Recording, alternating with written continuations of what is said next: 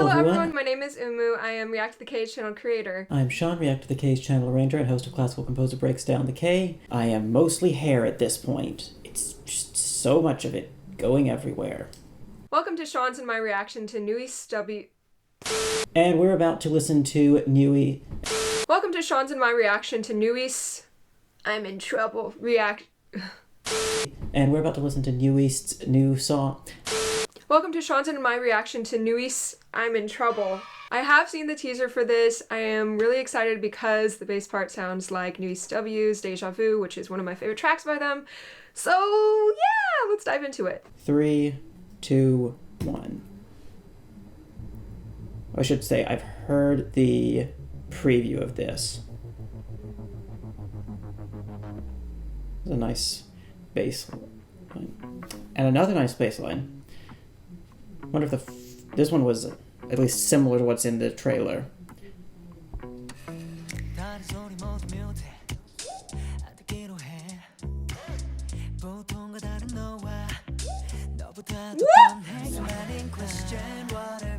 Already so many fun sounds.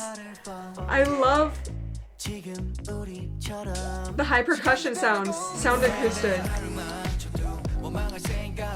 I like the variety of percussion sounds. Like, there are a lot of sort of high register, little clicky tappy ones, but they're not just generic hi-hat sounds.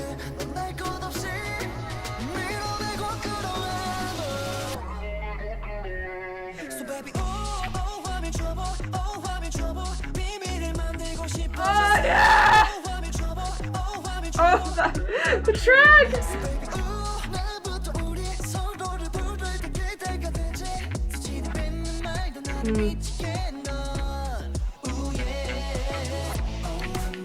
Oh. So we're taking the original melody but spreading out the rhythms and singing it in a much more soft, sexy way.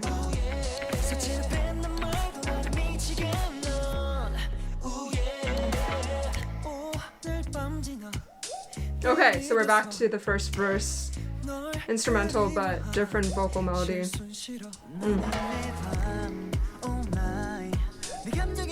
I like the little boop sound.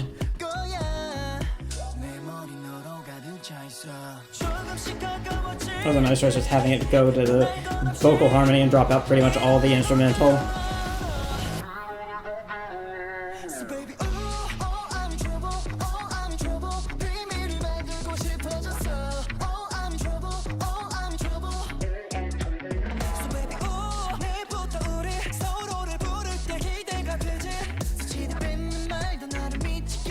This part of the phrase is nice because we had repeating of the same notes. And now, then we had a different phrase and now we have, oh, this is just, that was shorter than before and different. Ooh, that was nice.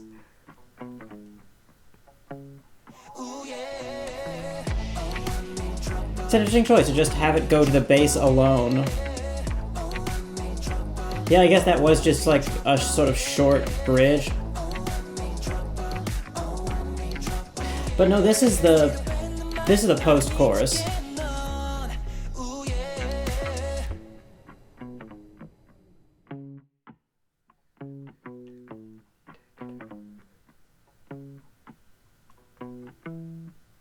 Yeah. Okay.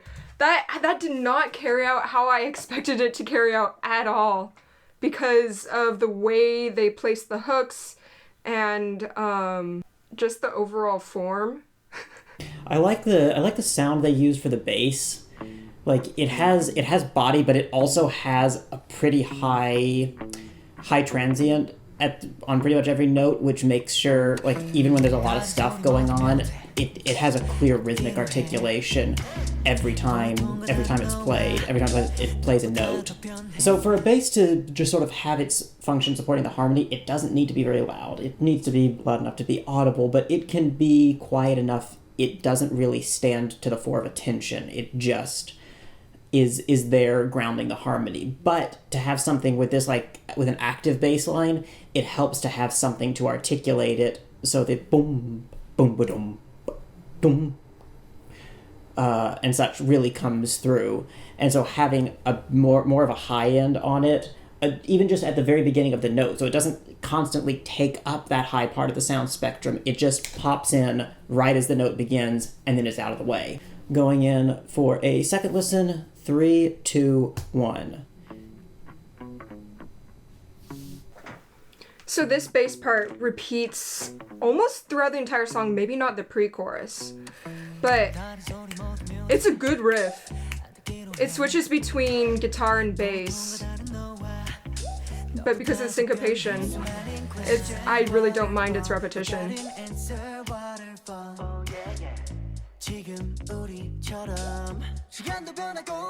We have like these little whoop and ta and like all these different sounds on syncopated beats.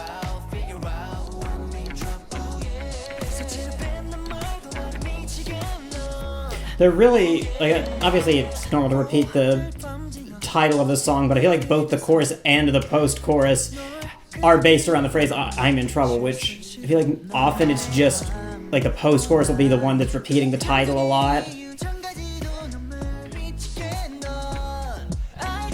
We're okay. We have the do do do do do. Wait. Do do do do do do do do do do. I think that's new. And let's go double check that. Yeah, it is different. The post-chorus the second time is different. But we still have the same vocal. Oh, I'm in trouble.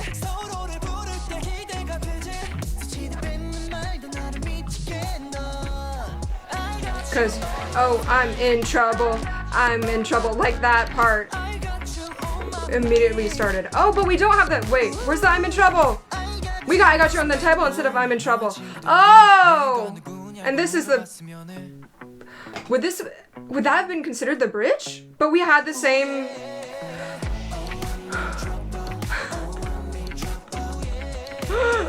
Wait, I'm so confused. That was probably just a new section of the same instrumental, so we can't call that the bridge necessarily. So that's an unusual take on the sort of two-arc form that we've been seeing rising for the last about year and a half, I feel like, in pop. That's groovin'. That's so groovin'. Yeah. That's fun to predict. Once you get the hang of that bass hook, dum, da-da-dum, ba, ba-ba-da, like, because you want to fill in the downbeats, the strong beats with, like, your head bobbing, but then your head bobbing doesn't line up with the syncopated rhythms that the bass plays, so then you're like... But then it's fun, it's like, once you are able to count it, then you're, like, able to head bop to the syncopation. And it's extra fun. Hello! Hello! So, why did you go in a second time? Like, what were you trying to listen for the second time around? I was trying to figure out what was happening formally. Yep. Because... Formal? You mean, like, form-wise? Yeah. I thought I had an impression of what it was the first time, but then I was kind of confused and not sure if I'd just forgotten something, because sometimes I do just forget sections of songs, and then when they come around again, I think they're new because I've just paid attention to something else the first time. Mm-hmm. But the second time I feel like I did understand what was happening with it. What's your take on it?